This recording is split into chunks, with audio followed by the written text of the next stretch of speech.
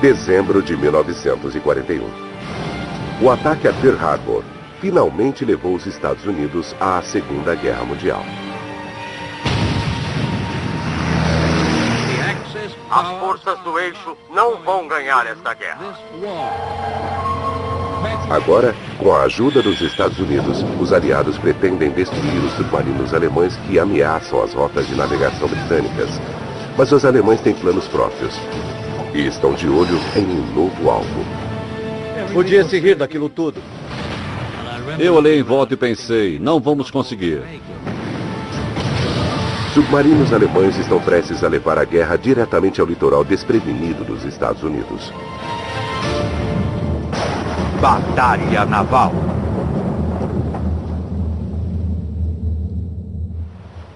À beira da derrota. Dezembro de 1941.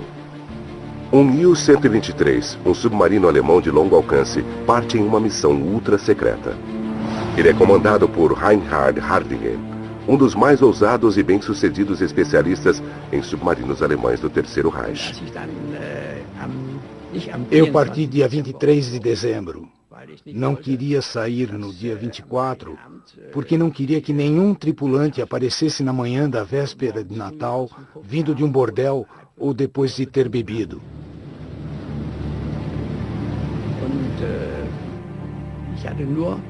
Eu só tinha ordens de zarpar e tinha um envelope comigo, que deveria ser aberto somente após estarmos a 10 graus a oeste. Após 4 dias de viagem, Hardingen abre o envelope. Ele descobre que sua missão é parte de um novo e ousado plano alemão que poderá mudar o rumo de toda a guerra. Operação Drumbeat foi o nome dado ao plano alemão que consistia em levar todos os submarinos que eles conseguissem para o litoral americano e atacar os Estados Unidos com toda a força antes que eles estivessem preparados.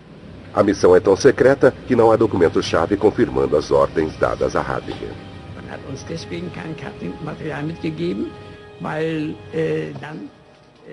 Não recebemos nenhum mapa porque alguém poderia descobrir que os submarinos estavam indo para os Estados Unidos. O mentor do plano é Karl Donitz, o organizador da estratégia dos submarinos alemães. Donitz há muito tempo queria atacar os navios americanos, mas Hitler não autorizava, temendo que isso pudesse atrair os Estados Unidos para a batalha. Agora, com os americanos na guerra, Donitz pode finalmente atacar. A suspensão de todas as restrições relacionadas a embarcações americanas foi ordenada pelo Führer. Devemos tentar capitalizar essa vantagem o mais rápido possível e obter uma vitória espetacular na costa americana.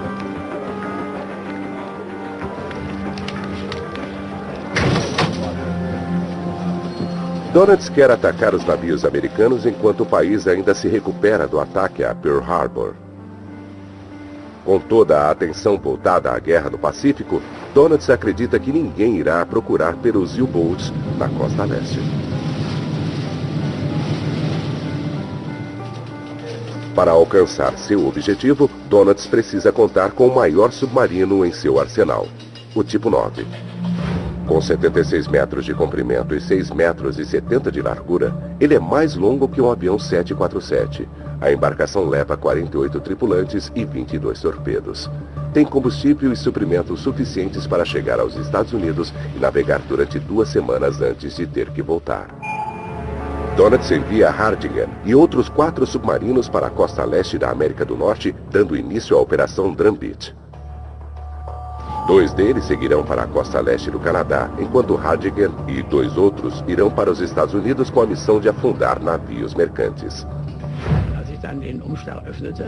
Quando abri o envelope, soube que deveria ir para Nova York.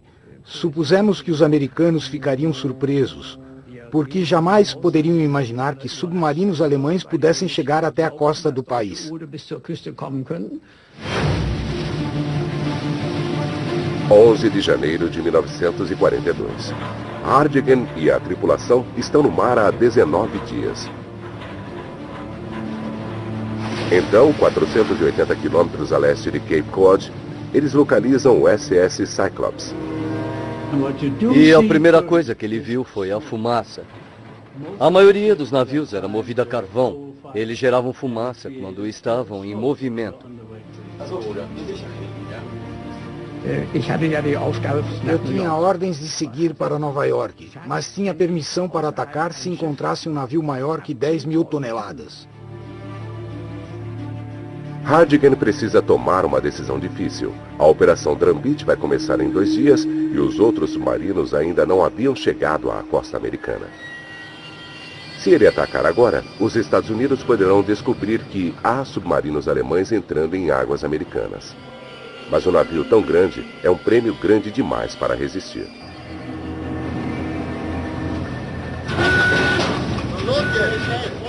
Os homens no U-123 recebem ordens para assumir seus postos de combate.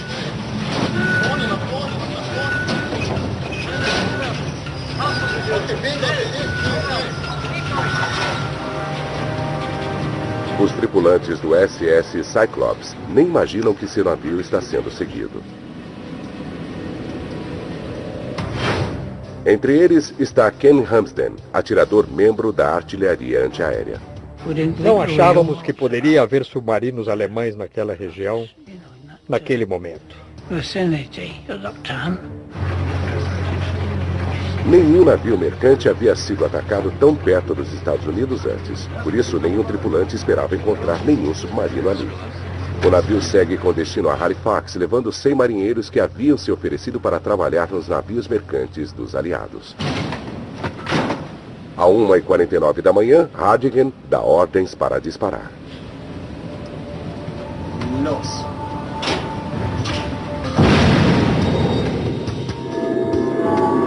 Explosivos fortes são colocados no nariz, visando destruição máxima.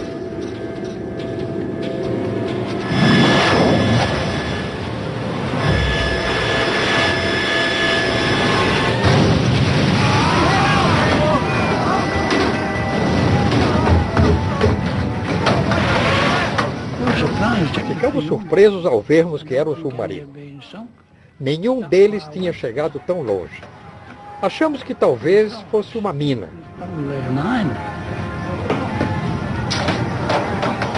O operador de rádio do SS Cyclops percebe que se trata de um torpedo. Desesperadamente, ele tenta contatar as autoridades navais.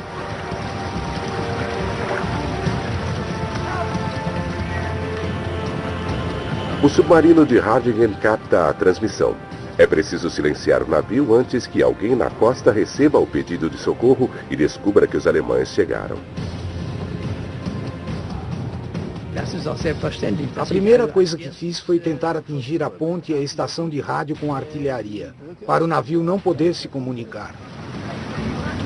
Ken Hamsden tenta descer por uma corda, mas descobre que o bote salva-vidas havia afundado. Um deles gritou: "Volta para o navio, Ken."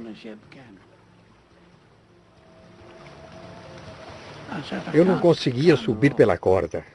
A única saída foi pular na água. E estava gelado.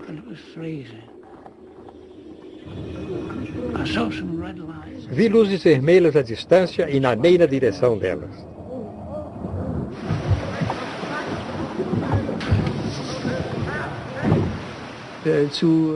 Vi a tripulação correr para os botes salva-vidas. Quando achei que o navio já estivesse vazio, abri fogo.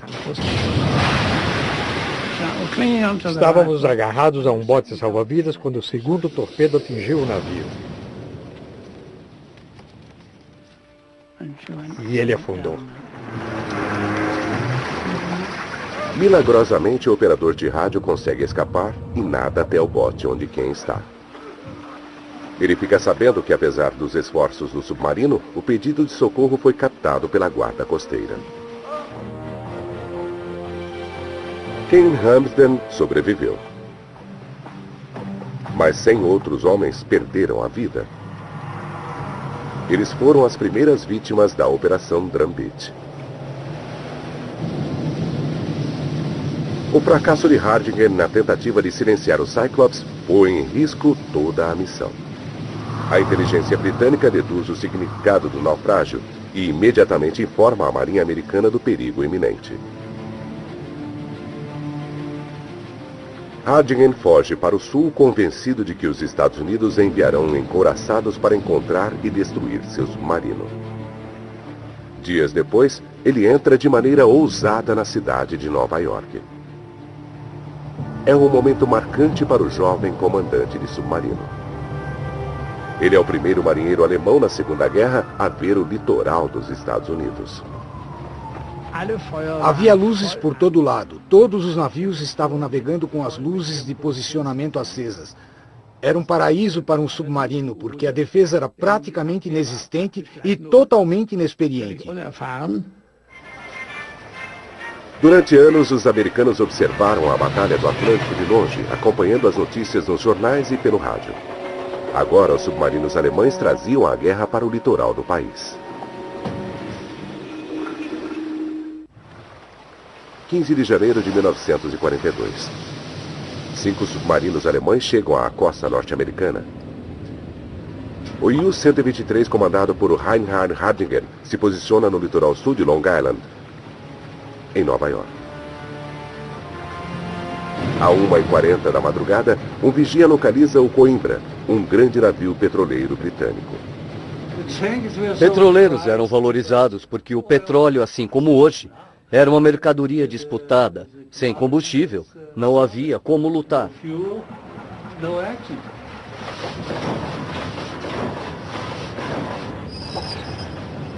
Hardingen move seu submarino para a posição de ataque.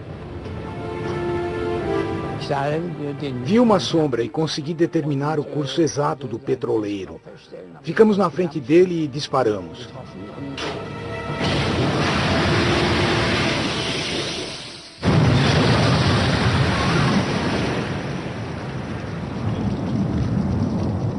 Houve uma enorme bola de fogo que subiu a mais de 200 metros de altura.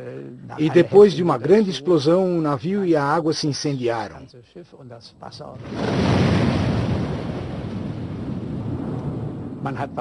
A chama era tão grande que dava a impressão que era visível em Nova York.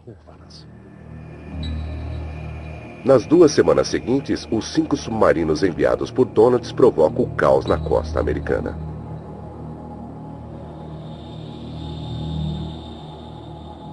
– 23 navios são afundados. 8 deles por Hardingen, tornando esta uma das missões mais bem-sucedidas da guerra.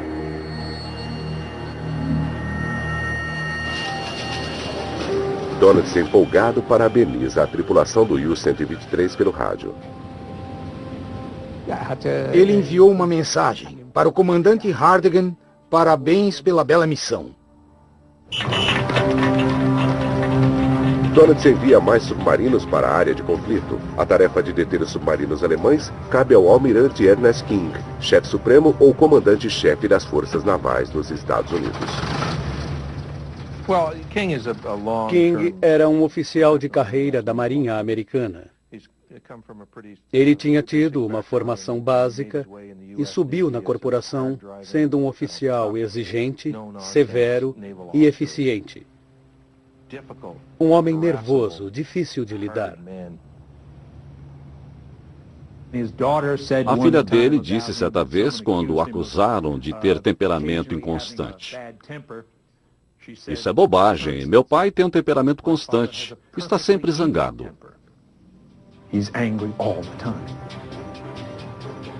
Infelizmente para os aliados, a energia de King está focada em outro lugar.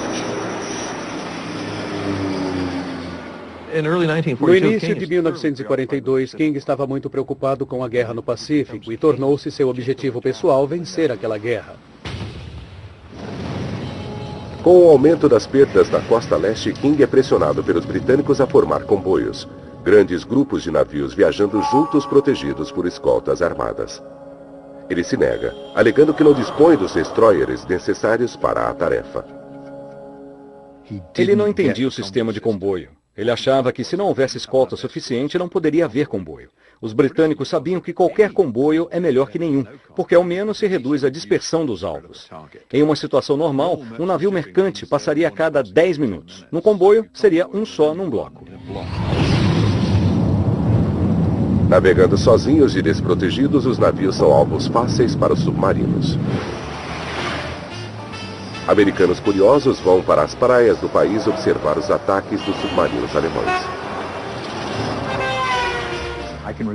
Lembro que quando eu era criança, no Brooklyn, Nova York, meu pai me levou para a praia, até a extremidade do porto, e apontou para o que ele dizia serem navios americanos em chamas, distantes no horizonte.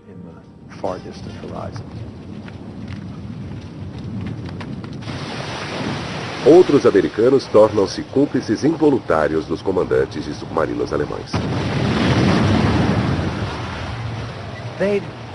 Eles iam de carro até o litoral, às vezes 20 carros, com as famílias, todos com binóculos, e procurando sobreviventes na água.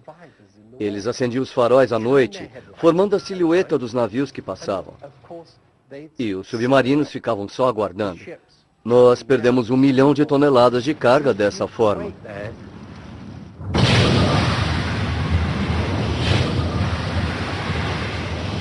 Hardigan fica surpreso com a falta de reação. Na Grã-Bretanha, as águas eram muito bem protegidas porque os ingleses sabiam exatamente o que tinham que fazer, e isso dificultava as coisas. Já os americanos eram completamente inofensivos. Conforme o inverno de 1942 vai progredindo, a Grã-Bretanha vai ficando cada vez mais desesperada por suprimentos vitais. O primeiro-ministro Winston Churchill e seus comandantes não se conformam com a recusa do almirante King em adotar o sistema de comboios. Ele não aceitava nenhum conselho dos ingleses. Ele odiava os ingleses. Não estava interessado na opinião dos ingleses. Não queria aprender com a experiência inglesa. Dwight Eisenhower uma vez disse que a guerra teria acabado antes se tivessem matado Ernie King. Os ingleses achavam que Ernie King não gostava deles, o que pode ter sido verdade, mas na verdade King não gostava de ninguém que não fosse da Marinha Americana. Para os aliados, o impensável parece ter acontecido. A entrada dos Estados Unidos na Batalha do Atlântico foi um desastre completo. Desesperado para acabar com a carnificina, Churchill convence King a mudar de tática. Diante de inúmeros protestos, King finalmente cede e começa a implementar os primeiros comboios experimentais. Os submarinos de Donitz conseguiram afundar 2 milhões de toneladas de cargas em apenas 4 meses. Mas com a tardia adoção dos comboios experimentais, a situação começa a melhorar rapidamente.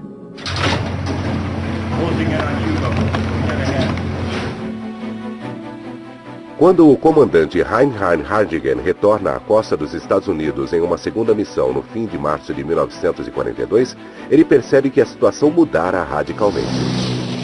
O céu está repleto de aeronaves procurando submarinos. Está cada vez mais difícil caçar sem ser caçado. 15 dias após chegar à região que iria atacar, o U-123 é localizado por um avião durante uma patrulha para localizar submarinos. O piloto transmite a posição do submarino para um destroyer próximo.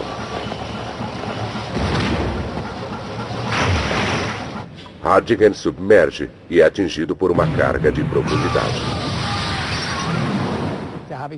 Eu tinha um livro policial comigo e fingi que estava lendo. Achei que pensariam, se o velho está lendo, a coisa não pode ser tão ruim. Então, meu oficial de vigia, Hans von Schroeder, bateu no meu ombro e disse, capitão, seu livro está de cabeça para baixo.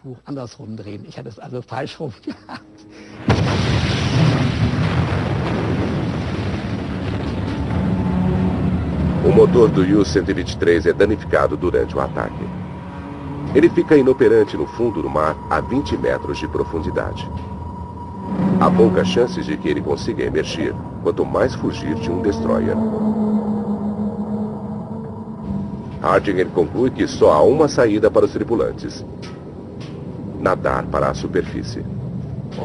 Planejamos abandonar o submarino. Eu podia ouvir o destroyer indo e vindo sobre nós. Mesmo assim, não estava lançando cargas de profundidade.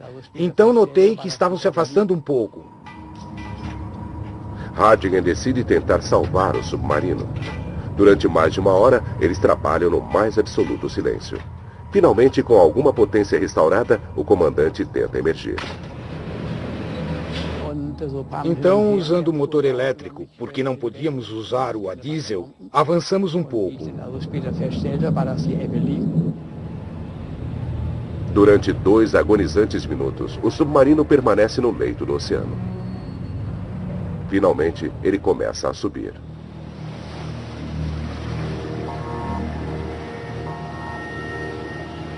Tivemos sorte.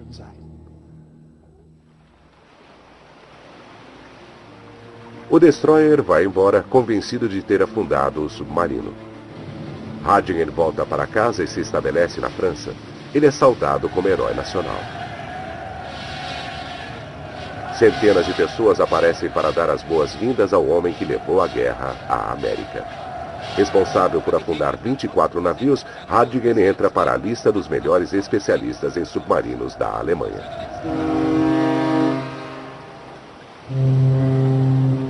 No fim de maio, quase todos os navios que partem da costa leste viajam em comboios protegidos por aviões e encouraçados.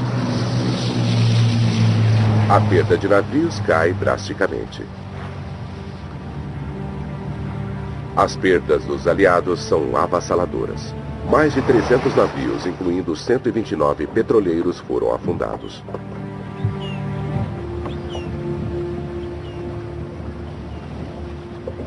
Pearl Harbor foi terrível, mas a carnificina que ocorreu ao longo da costa leste americana é a maior e mais catastrófica derrota naval que consigo imaginar.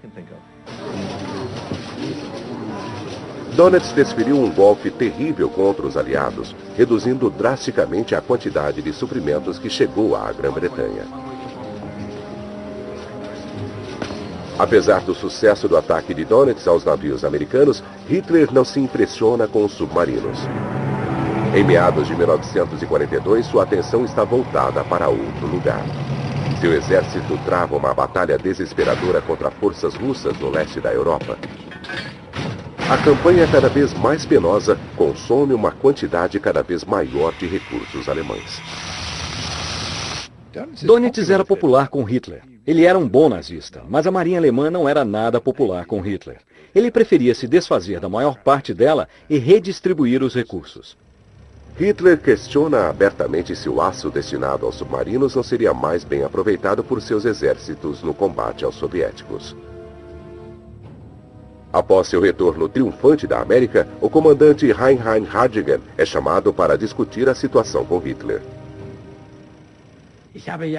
Quando estava no gabinete de Hitler, eu o deixei muito zangado porque disse: "O senhor está de costas para o mar, olhando para a terra. Não sabe que esta é uma guerra no mar e não na terra. A guerra não será ganha na terra. Esta guerra só será decidida no mar."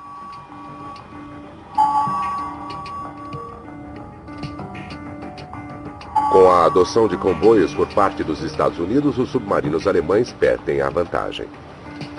Donitz precisa encontrar uma forma de retomar o controle. Em maio de 1942, Donitz ordena que seus submarinos sigam para o rio St. Lawrence, no Canadá.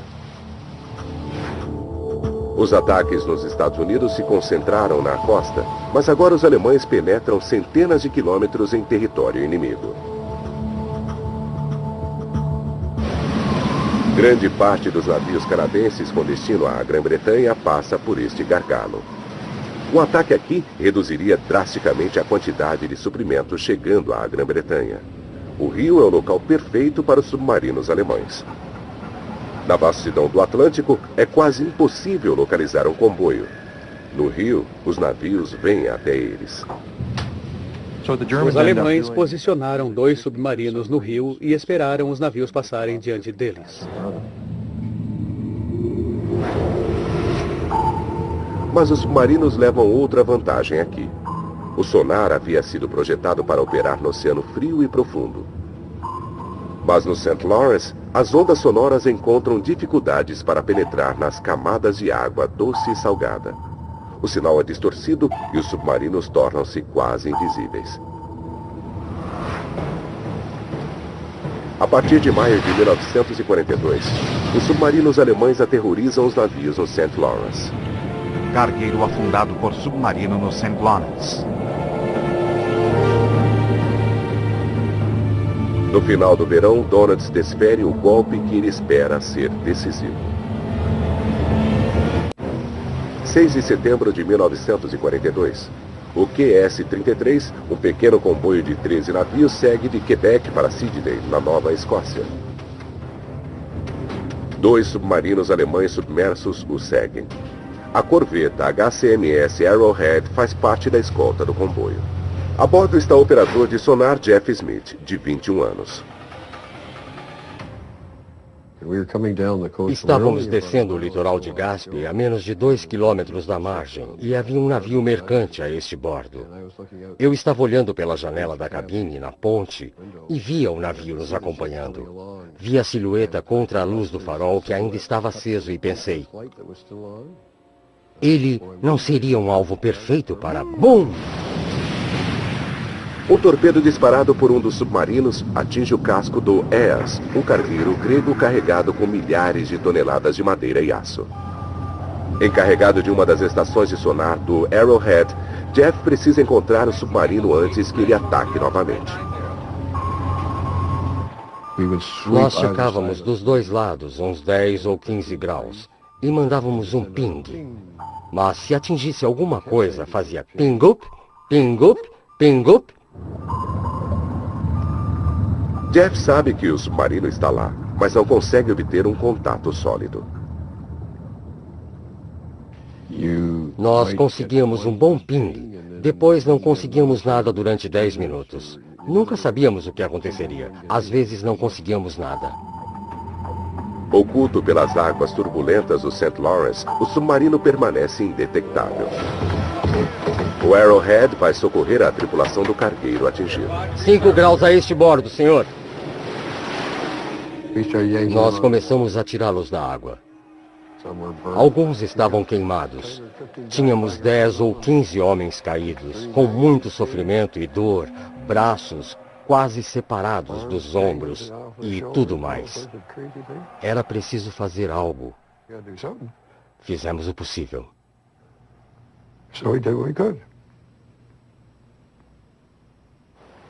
Um segundo U-Boat se aproxima para atacar o comboio.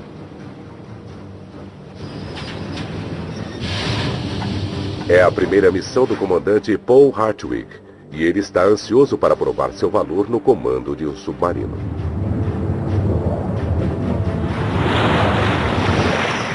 Os tripulantes da corveta Arrowhead nem imaginam que Hartwig havia penetrado no comboio. Eu estava de folga e fui até a popa, onde um amigo meu estava de vigia. Eu estava lá, fumando um cigarro, olhei para a água e disse, olha os golfinhos. E meu amigo disse, meu Deus, não são golfinhos, são torpedos. Hartwig dispara simultaneamente 3 torpedos contra 3 navios diferentes.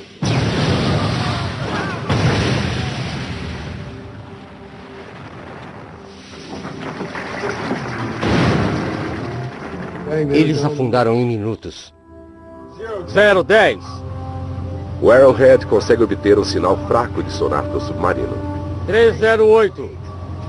Nós começamos a persegui-lo ping-ping-up, ping-ping-up, e fomos reduzindo, até conseguir a localização exata. 306. O Arrowhead contra-ataca com carga de profundidade.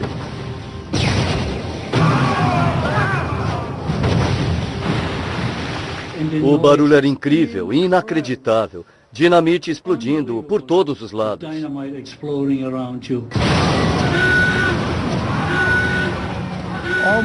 Era como uma marreta gigante batendo num objeto imóvel. E não sabíamos se continuaríamos vivos 2 minutos depois.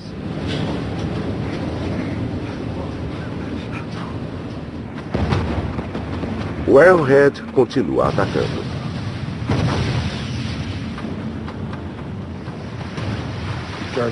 Começamos com 1.500 jardas. Fomos reduzindo até 500 jardas e o sinal foi encurtando e de repente sumiu. Os submarinos pareciam ter desaparecido. Hartwig usou um Pillenwerfer, uma invenção alemã criada para bloquear as ondas dos sonares dos aliados. O Pillenwerfer Era um comprimido efervescente gigante. Quando jogado na água, soltava bolhas sem parar e criava uma cortina que defletia o sinal do sonar, aí perdíamos o contato com o submarino. Hartwig escapa e prossegue com os ataques, afundando mais 3 navios. Os canadenses iniciam uma caçada para encontrar e destruir o submarino de Hartwig.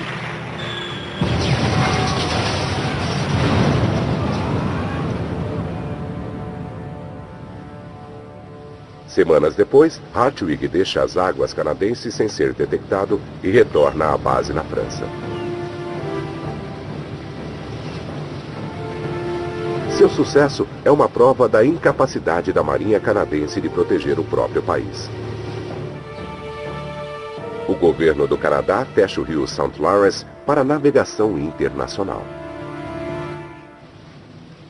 Donitz conseguira desferir outro grande golpe contra os aliados. Com o fechamento do St. Lawrence, as exportações do Canadá para a Grã-Bretanha caem drasticamente. O que antes era um temor começa a se tornar realidade. A Grã-Bretanha não conseguirá resistir por muito tempo.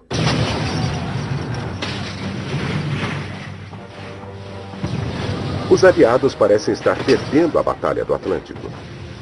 Ao longo de 1942, as derrotas para os submarinos alemães cresceram de forma alarmante.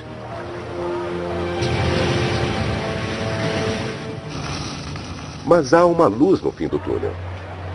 A indústria americana está fabricando navios em ritmo acelerado.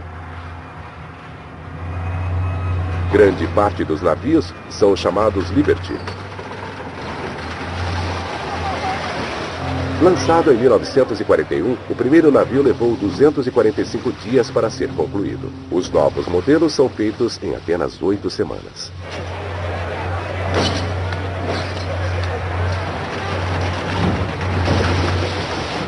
Cada um desses armazéns flutuantes pode levar centenas de tanques ou comida suficiente para alimentar 500 mil pessoas durante uma semana.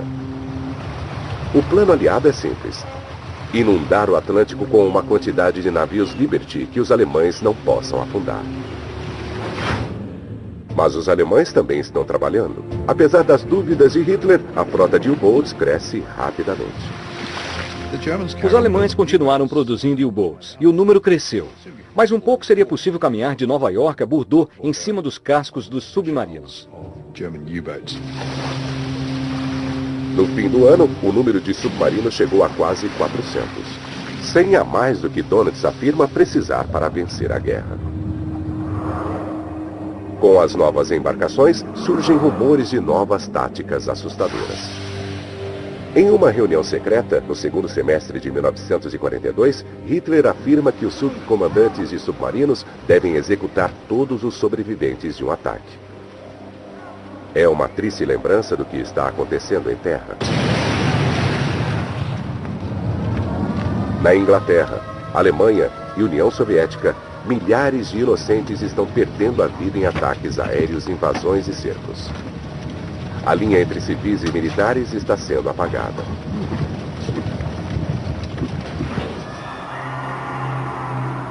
Alimentados pela propaganda aliada, começam a circular boatos de que os alemães estão adotando práticas terríveis no mar.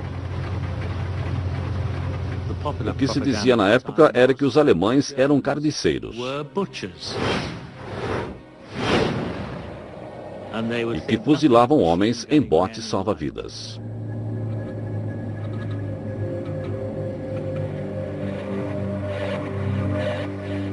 Em 1942, Brian Clark trabalha como operador de rádio em um cargueiro, o Citonia. Em julho, ele vê pessoalmente como os comandantes alemães estão travando a guerra no Atlântico. Estávamos num grupo de 5 navios, e nosso navio era o mais lento entre todos.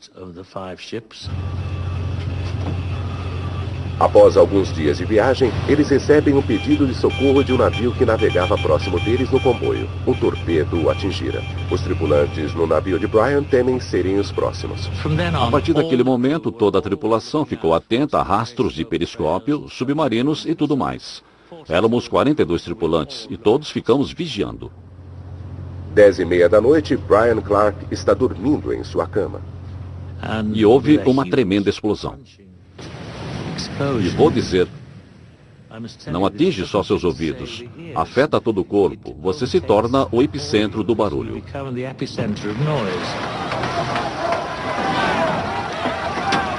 O Cytonia foi atingido e está afundando rapidamente.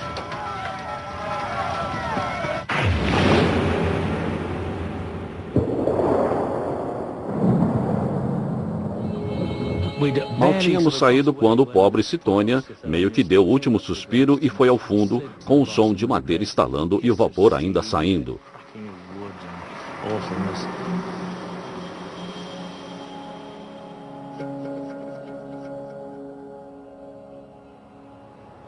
E de repente, estávamos num pequeno bote no meio do Oceano Atlântico, que é gigantesco.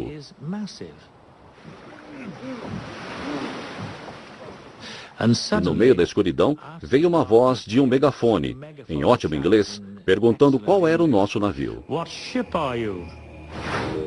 A voz é de Adalbert Chiny, comandante do submarino alemão que estava atacando. Os homens no bote salva-vidas temem por sua vida. Todos estávamos com medo que eles usassem as metralhadoras contra nós.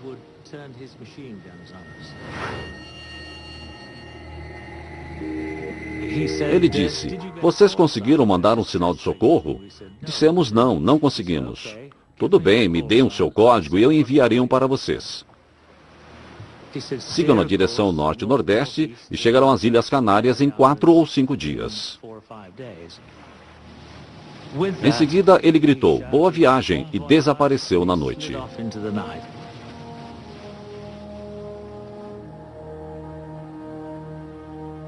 A afirmação de que os alemães matavam os sobreviventes não se confirmou neste caso. Brian Clark tem sorte. Poucas semanas depois, Donitz estabelece novas ordens para seus subordinados que afetarão a vida de todos os marinheiros mercantes. Não tentem de forma alguma resgatar membros de navios afundados. O resgate vai contra os mais primitivos conceitos da guerra de destruição de navios inimigos e suas tripulações. Sejam duros. Lembrem-se de que o inimigo não tem piedade de mulheres e crianças quando bombardeia cidades alemãs. A guerra no Atlântico entra em uma fase mortal e os dois lados estão determinados a vencer a qualquer custo. Durante a maior parte do ano, Donitz usa a tática de guerrilha às margens do Atlântico.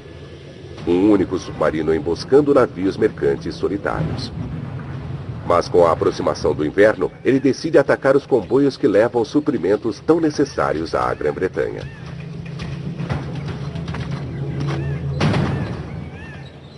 Donitz percebeu que o tempo de trânsito até a América Latina ou até o Caribe era tão longo que os submarinos passavam mais tempo viajando do que afundando navios. Para ter um retorno mais rápido, era preciso mandá-los ao meio do Atlântico Norte, onde a viagem seria mais curta e os alvos mais abundantes. É um plano perigoso. Os comboios viajam protegidos. Posição no radar! Escoltas pesadamente armadas navegam ao lado dos navios mercantes. E durante boa parte do caminho, eles são acompanhados por aviões levando cargas de profundidade.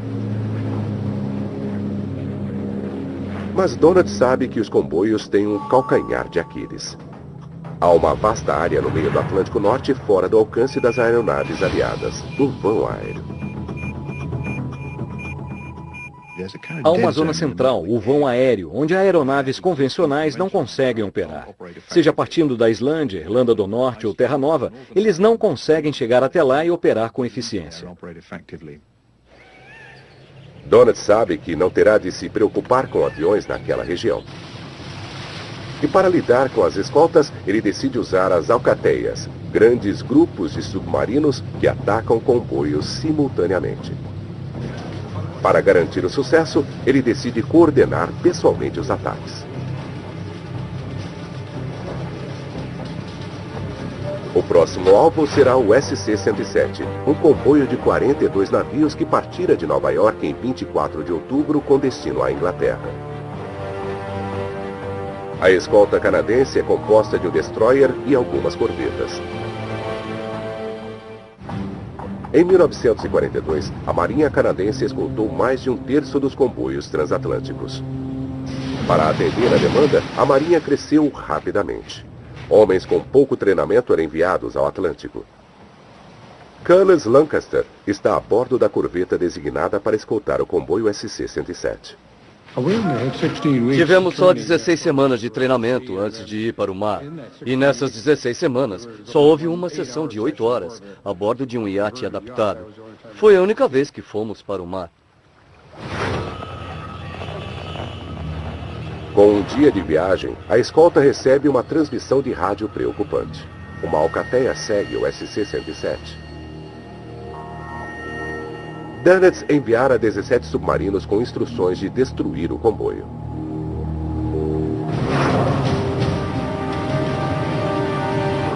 Na noite de 1º de novembro, a alcateia se posiciona para atacar. O líder da ação é o barão Siegfried von Forstner, mestre em táticas e experiente subcomandante. O plano é simples, mas extremamente letal.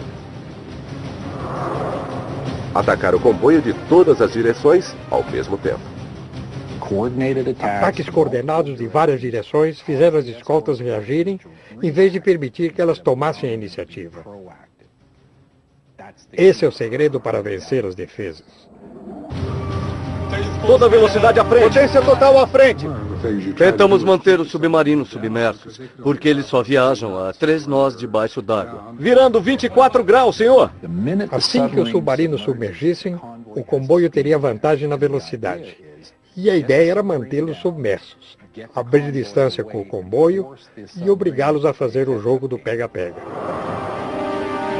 Pouco antes da meia-noite, von Forstner percebe sua chance.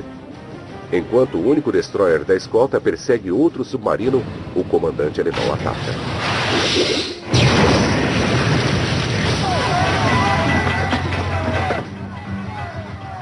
Os canadenses reagem. Von Forstner é obrigado a submergir e é atacado com cargas de profundidade.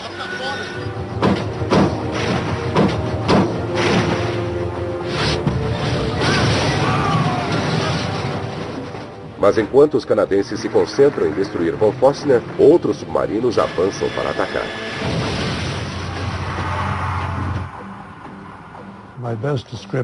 Minha melhor descrição para o que acontece quando um comboio de navios é atacado por uma alcateia é o caos total.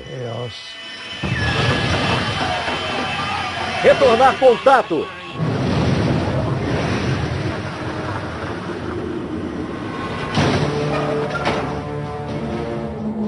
Von Forstner escapa das cargas de profundidade e ataca mais 2 navios.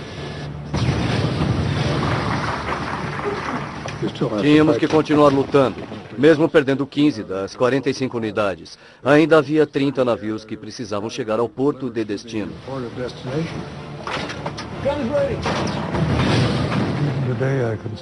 Ainda hoje, eu ouço o som dos navios explodindo.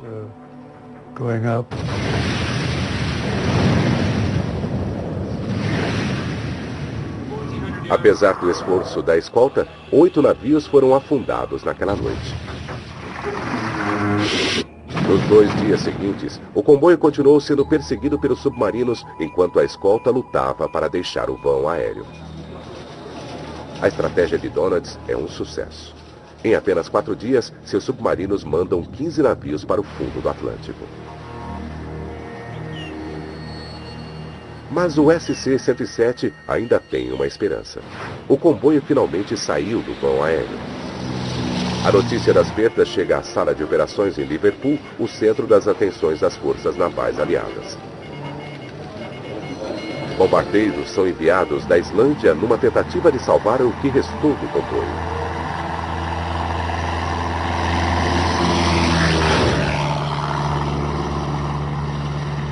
Um deles é pilotado por Terence Bullock.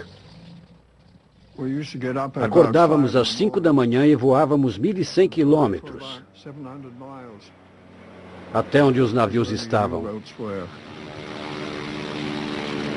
5 horas depois, Terence chega ao SC-107. Ele vê o submarino e ataca. Quando eles nos viam, disparavam contra nós. Mas eu chegava de surpresa, descia a 15 metros, nivelava e disparava contra o submarino. Na frente eu tinha canhões de 20 milímetros.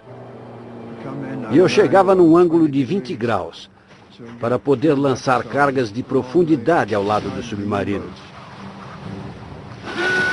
O ataque de Terence destrói um submarino que se aproximava pelo flanco do comboio. A Alcateia foge para não ser destruída. A aeronave dispersa 5 submarinos e afunda um. Dias depois, o comboio chega às águas protegidas da Grã-Bretanha. Foi o maior ataque a um comboio ao longo de um ano. Dos 42 navios que zarparam, somente 27 chegaram ao destino final. As lições do SC-107 são claras. Até que o vão aéreo seja fechado definitivamente, as alcateias continuarão dizimando navios aliados. Quando 1942 chega ao fim, os alemães parecem confiantes e à beira da vitória no Atlântico. Os submarinos de Donitz haviam afundado 1.200 navios.